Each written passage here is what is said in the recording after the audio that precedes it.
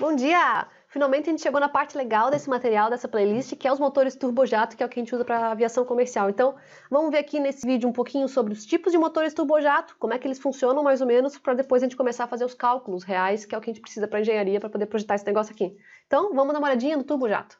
Então, como eu falei, o motor turbojato é o que a gente usa hoje mais para a parte de aviação comercial e militar.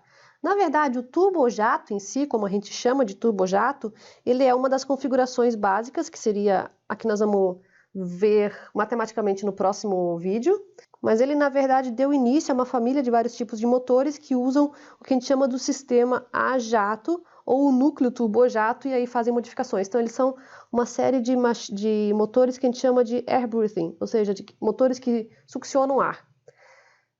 Ele é um motor a reação, então ele não é um motor a pistão, ele funciona no sentido de empurrar fluido para trás, e esse fluido empurrado para trás então te empurra para frente, que é motores com quantidade de movimento.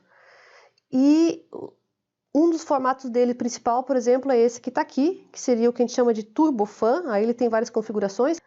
Esse é da família turbojato, mas é o que a gente chama de turbofan, é o que a gente vê mais comumente nos aviões comerciais. Se você pegar um avião hoje em dia, é esse cara aqui que tu vai ver. Mais pra frente a gente vai ver como é que se chegou do turbojato nessa configuração. Esse aqui é um Pratt & Whitney, é o JT9D7. Isso aqui na verdade é um corte esquemático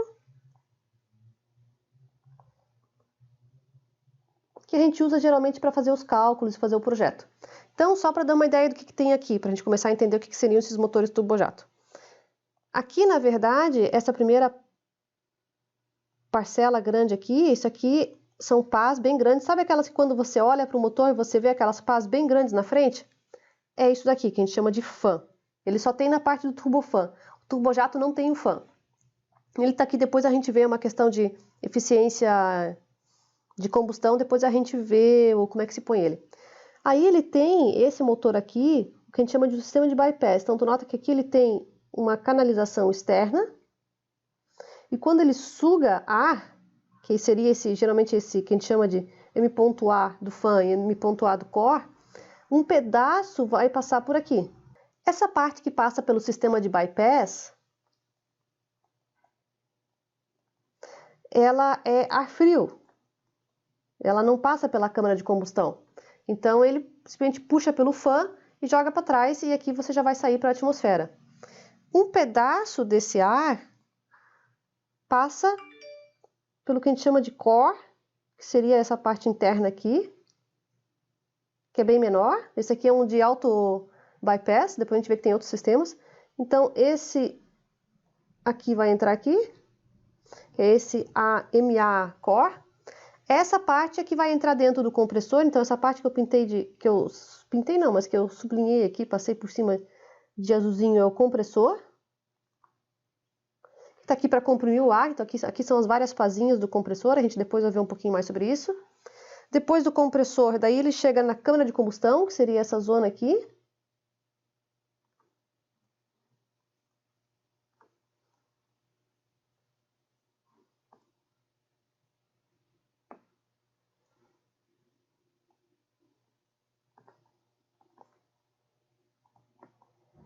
Então essa é a zona, é a câmara de combustão, ou nesse material a gente vai acabar sempre chamando ela muitas vezes de burner, porque a gente usa subíndices para identificar cada um, e C a gente usa para compressor, então a gente usa B para burner.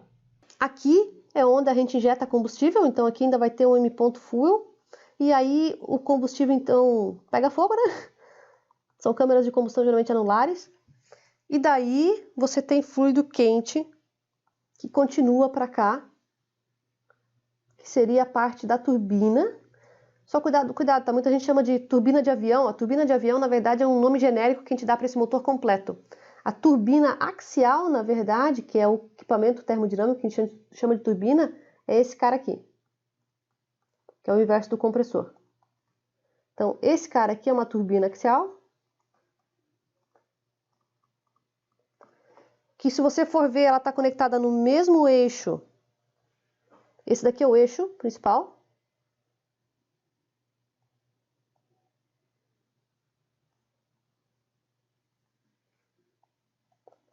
E esse eixo é o mesmo para o compressor e para a turbina, eles estão conectados no mesmo eixo, tá? Porque quando o ar passa o fluido quente passa pela turbina, ele extrai energia e gira o eixo. Esse eixo, então, girando, alimenta o compressor, que é o mesmo eixo, e o eixo do compressor gira as pás do compressor que pressurizam o ar. Então, nota que é um sistema turbocompressor clássico, e a turbina está ali para alimentar o compressor. É a principal função dela. Nota só um detalhe, para quem não está acostumado com esse tipo de desenho, isso daqui que eu estou pintando de amarelo, é tudo, não é sólido, mas não passa fluido aqui dentro, tá? É o maquinário da parte do eixo, do compressor e etc. Então, por aqui, não passa fluido, ele só passa por essa parte externinha. Vamos pegar uma outra cor mais bonitinha aqui. O fluido só vai passar por aqui. Esse azulzinho é, na verdade, onde ele está frio ainda. Aí depois ele vai para cá, que é onde ele fica quente. E você tem ainda também o bypass que passa aqui. Daqui para trás, depois ele ainda passa para o bocal. Esse desenho aqui está sem o bocal. Depois que tu passa pela turbina, você extrai energia para alimentar o compressor e o fluido continua quente também. Que é esse M.ar core. E ele vai para um bocal. Aqui o bocal não está desenhado. Você iria ainda para um bocal. Geralmente um bocal convergente se for avião comercial de turbofan, mas em militares você pode ter aqueles tipos de bocais com geometria variável, que ele vira convergente e divergente. O divergente é para supersônico, né? Então aqui tem bocal e aqui nesse material muitas vezes a gente vai chamar dele de nozzle, porque também a gente usa o sistema em americano e aí o N é o subíndice do bocal. E daí, esse fluido quando sai para a atmosfera, aí a gente tem o nosso impulso. Esse é um sistema turbofan, tá? Nós vamos então, na verdade, começar aprendendo a fazer os cálculos para o turbojato, que é um pouco mais simples, que nós já vamos ver. Depois a gente evolui para esse cara, mas esse aqui é o que a gente usa na nossa aviação comercial hoje em dia. Então, se você for trabalhar na parte de propulsão hoje em dia comercial, é esse tipo de motor que tu vai ver. Existem pequenas variações, porque esse aqui é um two-spool, esse aqui é um de 2 eixos que a gente chama, que é o eixo do fan e o eixo do compressor, que depois a gente vai entrar em detalhes. Mas esse cara aqui é o mais normal. Quem é o turbojato, então, que eu falei que é uma versão mais simples? O turbojato, ele é esse aqui. Esse é um desenho esquemático mais bonito e esse é um desenho esquemático que eu mesma fiz, então você nota que ele é bem mais simples, dentro das minhas capacidades. Mas qual é que é a diferença desse cara aqui para o turbofan? A primeira diferença grande que você vê é que não tem o fan na frente. Nota que eu não tenho aquela segundo canal aqui que seria o bypass, não tem. E eu não tenho o fan aqui na frente. Ele começa direto no compressor. Então, o sistema turbojato clássico, que foi o primeiro que surgiu na década de 60, a gente tem, na verdade, o que a gente chama de intake, que é um difusor. O intake, na verdade, aqui ele não está bem desenhado, tá? Ele seria só esse primeiro pedacinho aqui.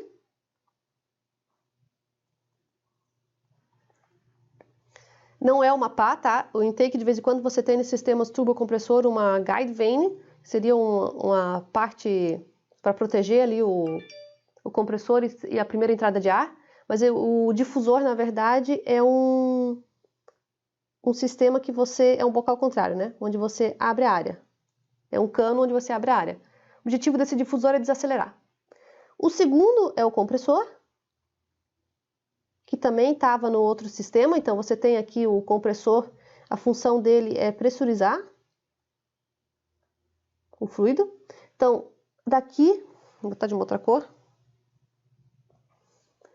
Daqui até aqui seria o compressor. É ele que tem essas pás aqui, que é o rotor. E o fluido, nota que ele passa, na verdade, por aqui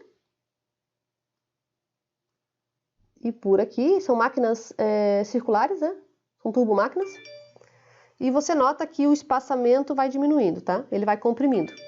Depois da câmara de combustão, aí o fluido passa para o combustor, que nem lá quando estava no turbofan. O combustor é onde a gente injeta combustível, então injeta energia. E depois ele passa pelo que a gente chama de turbina, tá aqui a parte da turbina em si, a turbina axial, para depois sair no bocal. E esse aqui está completo, esse aqui tem o bocal de saída. Cada item desse motor tem uma função, que nós vamos aprender a calcular. O que ele chama aqui de seção fria. Cold section. Na verdade, é essa parte aqui antes da câmara de combustão, a gente chama de seção fria porque o ar ali ainda está com o ar. Ele não está que nem a temperatura da atmosfera, mas ele está perto da temperatura da atmosfera. E a gente chama, depois da câmara de combustão, a gente chama de hot section, a seção quente. Geralmente a gente faz diferenciação entre as propriedades da parte quente e da parte fria, porque elas têm valores diferentes. Esse desenho que está aqui é um esquemático que eu uso para fazer os cálculos e mostrar da mesma coisa, tá? Então tem que ter um pouco de criatividade, assim, olhando para ele, mas é a mesma coisa, tá? Ele só está um pouco exagerado. Então, por exemplo, de 1 para 2 é o inlet. Eu chamo de inlet, mas você pode chamar de difusor de entrada também, tá? Ou intake, é a mesma coisa. 2 para 3 é o compressor. 3 para 4 é a câmara de combustão, ou o que eu chamo de burner. 4 para 5 é a turbina. E 5, porque eu estou chamando de E, de exit, é o bocal. Ou o nozzle. Então, essa nomenclatura é o que a gente usa, tá? Então, aqui, por exemplo, seria 1, 2, 3, 4, 5 e E. A gente usa essa nomenclatura para os cálculos. Como é que fica o fluido passando nesse motor no diagrama TS, que seria temperatura e entropia? A gente tem aqui temperatura e entropia. Eu coloquei aqui os pontos, porque muitas vezes quando a gente vai fazer o cálculo, e vai ser o próximo vídeo, a gente vai ver que a gente considera alguma dessas máquinas ideais e depois corrige com rendimentos. É o clássico tipo de cálculo para máquina isentrópica. Então, na verdade, A, que eu estou chamando aqui, é a atmosfera, tá? Que seria o fluido aqui, ou seja, a pressão e temperatura na altitude que você está voando. Ele sobe, geralmente a gente faz os cálculos de forma ideal, então isso aqui é o diagrama de um turbojato ideal.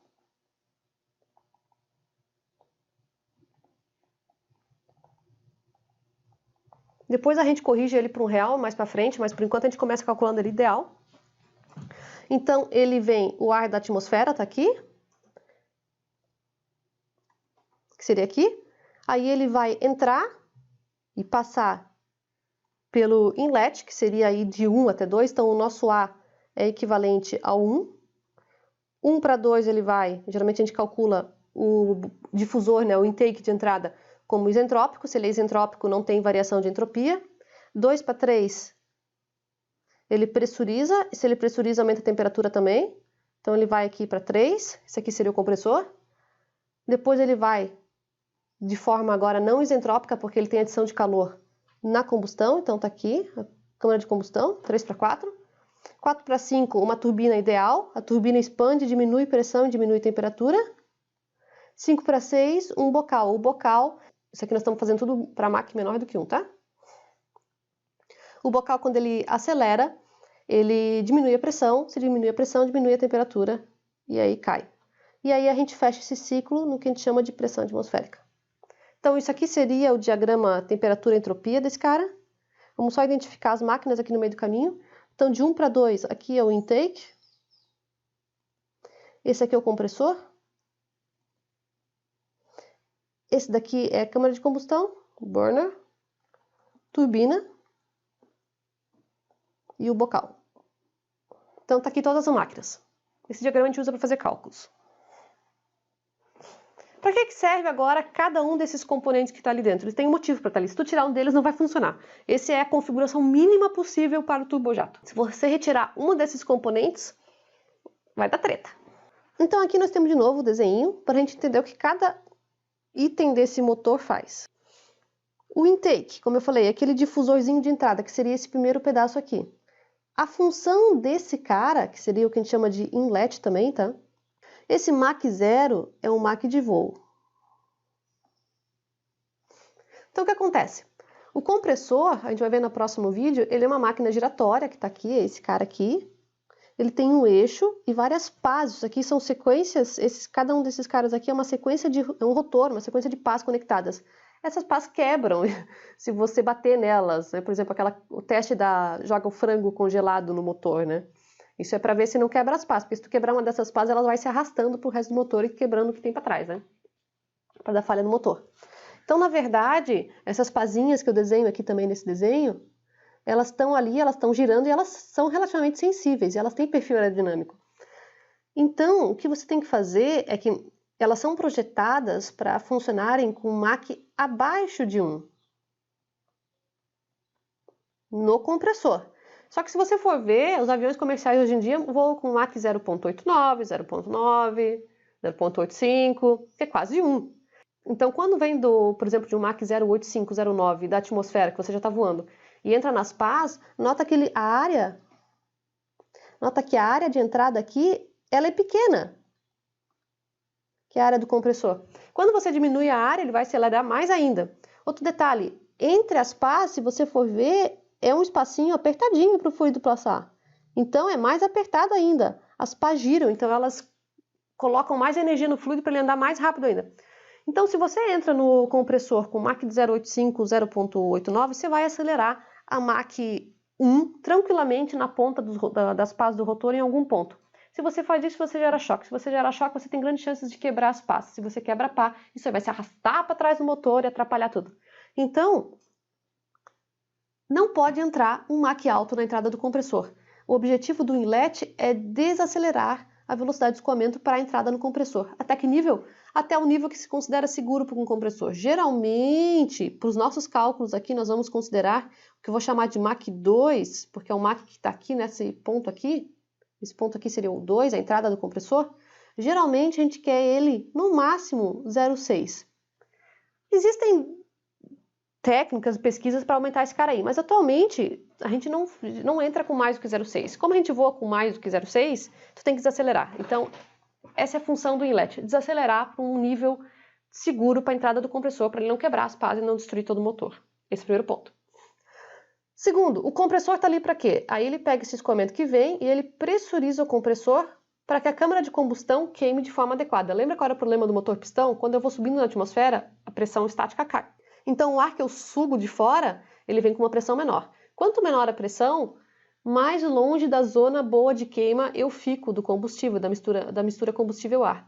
Então, se você cai muita pressão, você falha a combustão, você não consegue manter uma combustão contínua. Se você falha a combustão, daí falhou o motor, né? Daí ele não vai mais queimar, se não queima, ele não vai voar. Então, o compressor está ali para dar uma pressão adequada em P3. Para você sempre ter combustão adequada, para você nunca ter falha na combustão, na câmara de combustão. Então, essa é a função do compressor. Então, nota que tu precisa ter ele. Cada vez que tu voa mais alto, tu tem que ter um compressor melhor, digamos assim, que pressurize mais para ele dar conta da pressão que você precisa. Câmara de combustão? Bom, a câmara da combustão, a função dele é adicionar energia, né? Você queima e você adiciona energia na forma de calor, que é o QH do sistema. Para que isso? Porque você puxa escoamento de fora, né? O escoamento, para manter o motor funcionando e para você dar potência, você tem que adicionar energia para o escoamento, porque primeira lei da termodinâmica, né? A energia não se cria do nada. Ela, na verdade, é transformada. Então, se o escoamento já vinha com uma certa velocidade da entrada, que seria a energia cinética que ele tinha, porque ele está frio, para você conseguir uma energia maior aqui atrás, e aí dá uma diferença de quantidade de movimento e empurrar o avião para frente, você tem que adicionar energia. Então, é aqui que a gente adiciona energia para que você tenha uma energia aqui atrás maior do que a energia lá da frente. Até porque se você desligar a câmara de combustão, você vai ver que o motor para de girar, né? Turbina. A turbina, depois da câmara de combustão, ela está ali para extrair energia do escoamento, que faz com que caia a pressão, para alimentar o compressor. O compressor, ele é que nem um compressor de ar-condicionado que nós temos. Se você não ligar na tomada, ele não vai funcionar, porque ele é uma máquina que consome energia. Você não tem uma bateria específica para o compressor dentro do avião, porque senão você está gastando mais energia, vai ter que carregar uma bateria, coisa mais sem sentido, né? A melhor opção, atualmente, é essa configuração que a gente chama de turbocompressor. Turbocompressor é uma configuração de um compressor ligado numa turbina, onde depois da câmara de combustão o ar passa pela turbina que extrai energia e alimenta o compressor. Então, a turbina está aqui porque tu tem um compressor. Se tu tem um compressor, tu tem que alimentar ele. A turbina é a forma mais eficiente da gente alimentar. Outra opção seria botar uma bateria ali, né? Mas tu vai ver que ela não é muito eficiente. A turbina no mesmo eixo é a melhor consideração. Então, ela está ali para alimentar o compressor. Então, tu nota que eu não consigo tirar nenhum desses equipamentos, né? E por último, o bocal está aqui, que seria esse último cara aqui, simplesmente para acelerar o escoamento, para conseguir transformar mais energia em impulso de voo. O nosso objetivo com esse motor é, na verdade, empurrar bastante fluido para trás e bastante rápido. Você quer fazer essa combinação M ponto, que é fluxo de massa e velocidade. Quanto maior essa combinação, maior o impulso. Então o bocal está ali para transformar a energia que seria na forma de calor da combustão em energia de velocidade, energia cinética, para você ter mais impulso. Então, quanto mais você acelera no final, mais você transforma a energia da combustão que você tinha antes em impulso. Então nota que não tem como eu fazer um turbojato sem pelo menos esses 1, 2, 3, 4, 5. O que acontece é que a gente agora tem os turbofans, turbohélice, etc., que você vai adicionando máquinas para fazer efeitos diferenciados ou mais eficientes. Mas essa aqui é a configuração mínima de um sistema que decola com velocidade zero. A gente vai ver que existe o ramjet, que daí você pode tirar alguma dessas máquinas, que a gente usa em mísseis. Mas no ramjet, se você não estiver já voando com velocidade inicial diferente de zero, tu não consegue manter não consegue dar partida nele, digamos assim, né? Então, para você sair de velocidade zero, tem que ser esse sistema turbojato aqui, não tem como sair dele.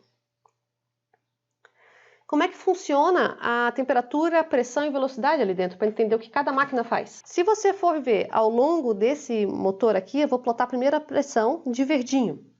Então, aqui nesse eixo nós temos, na verdade, o motor em si. Então, deixa eu só fazer algumas linhazinhas aqui para a gente identificar o que é cada parte. Então, aqui, por exemplo, seria o inlet. Esse primeiro. Aqui nós teremos o compressor. Aqui está a nossa câmara de combustão. Aqui está a turbina. E por último o bocal. Então, se a gente for considerar aquela numeração que eu estava falando, aqui é 1, aqui é 2, aqui é 3, aqui é 4, aqui é 5 e aqui é o E. Então, cada um é desses aqui. Então, aqui, ó, esse primeiro é o inlet, ou intake, compressor, burner, turbina e bocal.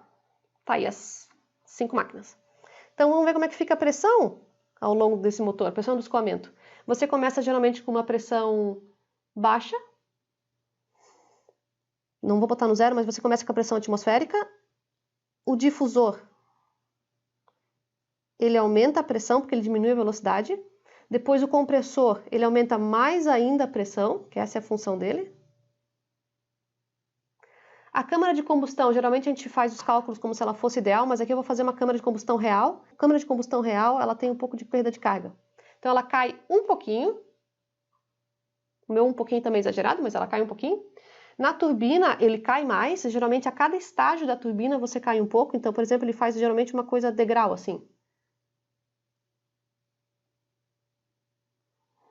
E por último, no bocal, geralmente ele acelera, então você tem mais um pouquinho de queda de pressão. Mais ou menos isso aí. Isso aqui seria a pressão. É o que acontece dentro do motor. A temperatura, e aí eu coloquei... Nota que isso aqui é a pressão total que eu estou falando. É aquela que já tem a cinética junto. A temperatura que está de roxo, geralmente ela faz um perfil semelhante, tá? Um comportamento semelhante, mas mais suave. Então, o inlet, geralmente, se a gente faz adiabático, ele vai dar ΔT0 igual a 0, mas aqui eu estou fazendo real, então, na verdade, ele aumenta um pouquinho. O compressor, ele também aumenta um pouco, porque se aumenta a temperatura, se aumenta a pressão, aumenta a temperatura.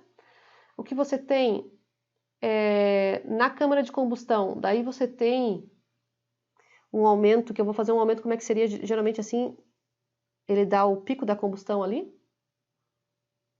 Então isso aqui seria mais ou menos o que acontece na câmara de combustão com a temperatura. A turbina, ela despressuriza e também cai.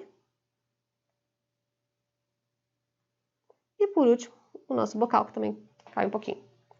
Isso seria a temperatura total. Esse daqui, só para ressaltar, eu estou fazendo de um motor real. Esse aqui é o perfil que tu vai encontrar no motor real. Não no motor ideal que a gente calcula. No motor ideal, algumas linhas vão ser retas aí, porque a gente faz consideração de isentropia. E a velocidade, o que acontece é que o difusor diminui a velocidade. O compressor também diminui a velocidade um pouco, mas bem pouco, exagerei aqui, né? Levemente. Quando você tem a câmara de combustão, ela não tem tanta variação assim da velocidade, mas ela faz um treco assim. Na turbina, você passa pela velocidade fazendo um negócio assim. Daí você sai lá. E o bocal acelera. Então é mais ou menos isso aí que acontece na prática. A gente vai ver que a gente, quando vai fazer o motor ideal, algumas linhas dessas ficam retas, tá? Variações desse motor agora. A gente vai aprender primeiro o turbojato para fazer os cálculos, para depois passar para o turbofan. Mas esse é aquele que apareceu no início, que é uma evolução do turbojato, e ele é mais eficiente com relação ao combustível. Depois a gente vai ver por quê, como isso, né? Mas a diferença é que ele tem o que a gente chama de fan, ou compressor de baixa pressão, primeiro, e aí um pedaço do fluido passa por fora e outro pedaço passa por dentro, que foi o que eu expliquei lá no início. Depois ele tem o compressor, que nem o sistema turbojato, câmara de combustão, turbina de baixa pressão e turbina de alta pressão, que a gente chama. Então nota que ele tem duas cores diferentes, um roxo e um verde. O roxo está no primeiro eixo, que seria o eixo externo, que está na parte do compressor, é a turbina de alta pressão. O verde está conectado no eixo interno, que vai lá para frente com o fan. Quando a gente tem um fan, a gente tem que dividir a turbina em dois pedaços, que seria uma turbina de baixa pressão, uma de alta pressão. A pressão está relacionada com a rotação, tá? O fan, que é o da frente ali, esse cara aqui, ele tem uma velocidade de rotação menor do que a velocidade do compressor. Então, por isso, o seu eixo gira mais devagar. Como o seu eixo gira mais devagar, a gente tem dois eixos, um dentro do outro. Que é isso que esse desenho está falando. São dois eixos. Tanto que isso aqui é um turbofan que a gente chama de twin spool. Que são dois eixos. Passou pelas duas turbinas, daí sai para o exaustor. Depois a gente vai ver esse cara com mais detalhes, mas esse é o mais usado comercialmente. Dois eixos. O turbojato tinha um só, porque não precisava, só tinha uma velocidade de rotação do eixo. Outra combinação que a gente tem hoje em dia é o que a gente chama de turbopropeller. Nota que, novamente, todos eles que são originados do turbojato têm o núcleo turbojato, que a gente chama, tá? Então aqui, se tu for ver, é igual a um turbojato. Compressor, câmara de combustão, turbina e aí um bocal. Só que esse aqui é um bocal que está direcionado para baixo, porque ele é um bocal que você utiliza, na verdade, a energia desse sistema da combustão para alimentar uma hélice. Se você tem uma hélice, a tua potência de voo vai vir, nesse caso aqui, a maior parte por ela. Mas você pode ter alguns sistemas que esse cara aqui tem um bocal direcionado para trás. Também é comum, tá? Aqui ele tem um gearbox, porque a hélice gira muito mais devagar do que o compressor e a turbina, porque o tamanho da hélice é muito grande.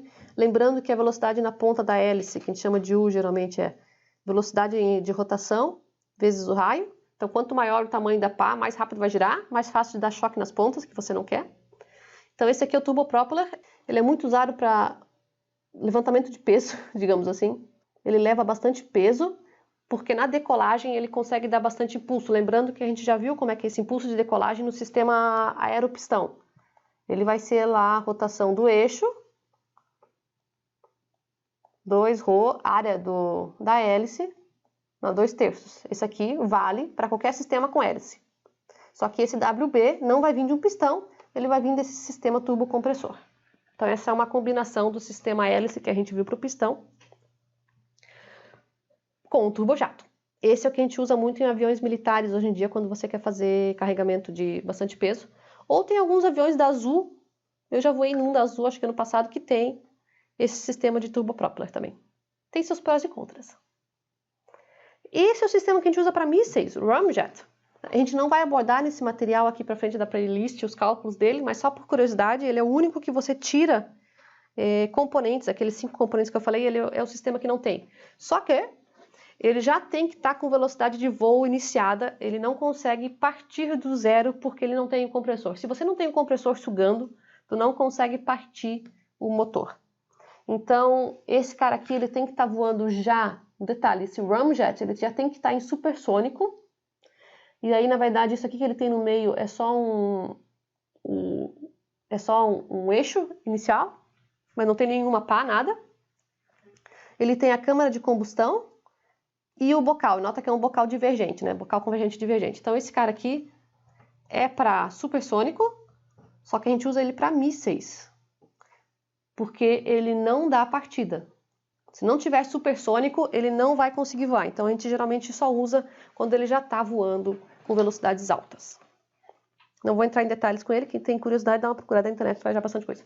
Essa é a ideia dos sistemas turbojato. Tá? Agora a gente começa a calcular eles para fazer os design mesmo, para poder usar em propulsão. Então, vamos para o próximo vídeo, que é o cálculo do turbojato clássico.